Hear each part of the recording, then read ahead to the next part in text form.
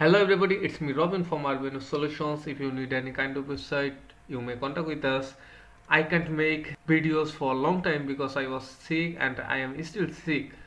At last I have decided to make a tutorial, and this tutorial is about when you are working for speed up of your website, then you have to go or GT metrics, Pingdom tools or Google page speed to check the result.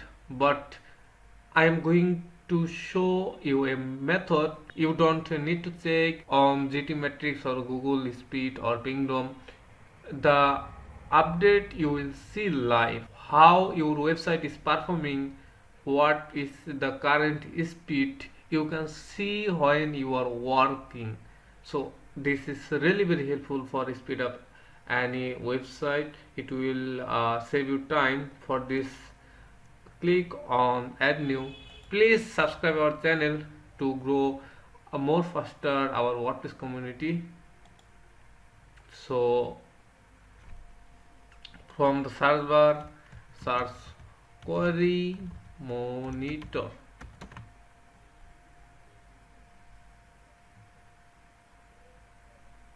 and then click on install now,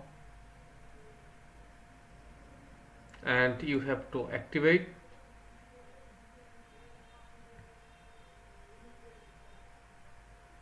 After that, you will see your dashboard speed is 0.13 second. This is really awesome. If you are working for speed up your website, you don't need to check every time from GT Metrics or Google Speed or Pingdom tools. You will see live here. You can see our home page is loading for 0.23 second. If you go on other, oh sorry, this is our one page website, so we can't check for multiple pages. If you have multiple pages, when you will go other pages, you will see the live speed from here, and your page, your website size also. And this is really awesome if you are working for speed up your website, because you don't need to check every time from GT metrics. After working, you don't need to check. You will see live the website speed from here.